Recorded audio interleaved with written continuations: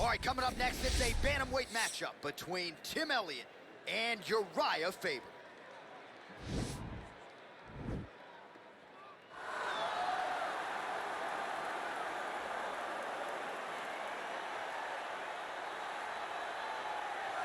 All right, so here he is, one of the better offensive takedown guys we have in the UFC, DC. And if anyone is well-equipped to speak to this, it is you.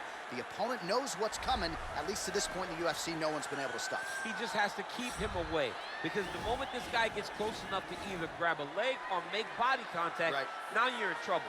He has a knowledge and an understanding of position from a lifetime of just all grappling, judo, wrestling, sambo. He does it all, and he has just so many ways to get you to the floor.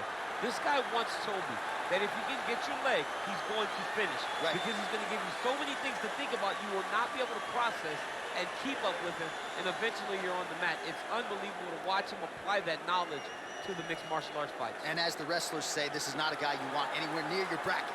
No, you don't want him in the bracket. Well, DC, this is a true mixed martial artist of the highest order. You've watched the film. Hard for me to see much in terms of glaring weaknesses, and he believes he can react to anything that is thrown his way inside that octagon. It's unbelievable because whenever you're trying to prepare for someone, you look for weaknesses. But when you watch this guy, nothing jumps off the page.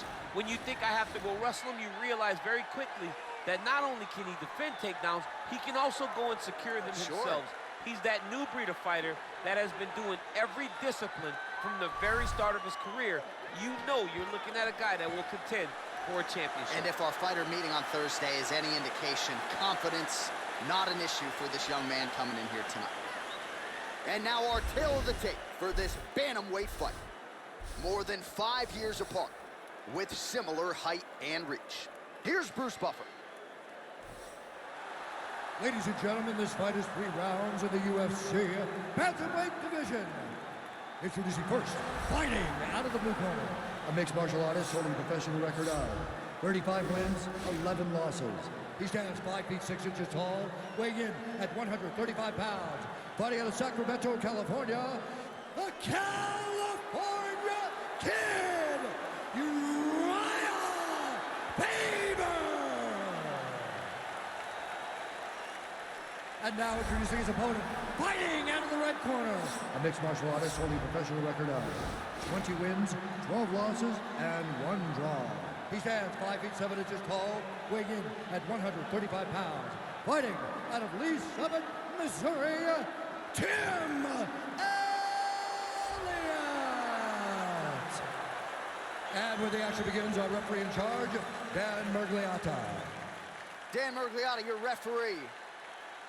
You ready?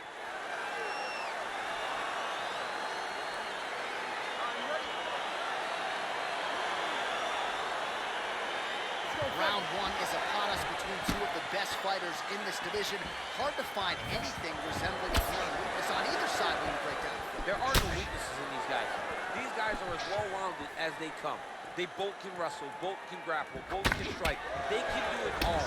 And these are the matchups that we dream of as MMA fans. Good series of strikes for him. They're staying busy and staying accurate. I mean, the accuracy is unbelievable. Right hand punch. Oh, good opportunity to do damage here. He's got that down. Now we'll see if he can advance position. I mean, right into side control. Well, he's in a compromising spot here, DC. You got to figure out a way to get back to your feet. All right, so inside the open guard of his opponent. You got to be careful playing around for too long here on the ground with this guy. Closed guard. Faber's back in half guard. He's very comfortable here. Now, the guy's attacking a triangle. He finds himself in trouble because he got a little bit lazy in the full guard. Looks like he's trying to manipulate the head. This could be tight. Watch triangle, watch triangle. There he is. He's moving to the finishing position. Now watch, he goes parallel right next to his opponent. When it's time to finish, he has to go. Oh, now he's in trouble.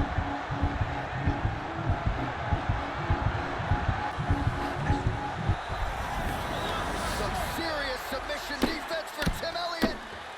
All right, right into side control here, DC. Biggest difference between half guard and side control. Well, side control to me feels like a little bit less control because now my legs aren't really doing anything anymore. Now I'm controlling you with my upper body. So I've got to be very, very aware. It's still advantageous, but it just seems a little more free-flowing than having something like a half guard. Good movement by him here, transitioning very well on the ground tonight. Step for step, he's staying with his opponent in every transition. A lot of top pressure being applied here as he works out of side control. Well, these are some excellent ground and pound strikes here, DC. There's an efficiency with which he operates in these situations. He knows exactly when to throw, exactly when to hold, and it's allowing him to really control the grappling aspect of the fight. There's a song there, right? Know when to hold him, know when to hold him. Yep, absolutely. Fabers has got full mount now. Fighters back to their feet here. Nice punch, man, over the top. Hip toss as he takes him down. Now we'll see what he can do with it. Right into side control. 30 seconds now to go in round one. All right, has the guard closed here. All right, well, both fighters pretty comfortable on the ground, DC, but you got to be very careful hanging out here for too long if you're his opponent. Working off of his back here. Looks like he may try to hip escape. That horn sounds means we have reached the end of round one.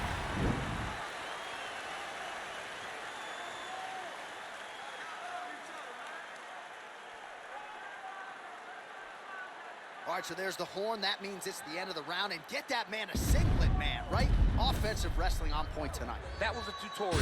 That was every single takedown you could secure in a fight. He did it all the right way. He's beating his opponent to the finish before he can try to sprawl and respond. He's a step behind.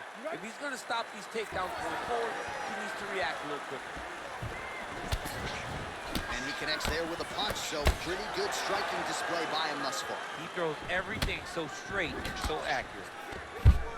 Stuffs the takedown there. All right, so now we are on the ground. Now he is in his wheelhouse. We'll see if he can get one of his submissions to pop here tonight. Ooh-wee, what a right hand by this young man. The ground and pound has been there all night. Right hand landed. All right, he's trying to control posture here. Now trying to hip escape. He's just trying to move out of this position off the bottom. Well, hard to win fights in mixed martial arts from the bottom, but nice work here in that position by Elliott. I love watching this guy move on the ground. Another nice transition there. Such a high-level grappler. You don't see that very often. A lot of top pressure being applied here. All right, he's got him in the north-south position now. I know the crowd. Oh, man, notice how he's walking him over to try to get a windshield choke. He's got his chin in, but now he's starting to slip under the neck.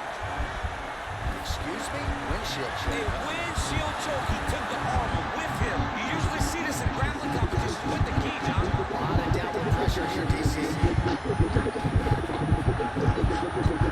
it. He got it, John. Oh, he got it done. Absolutely. He finishes his opponent by way of submission.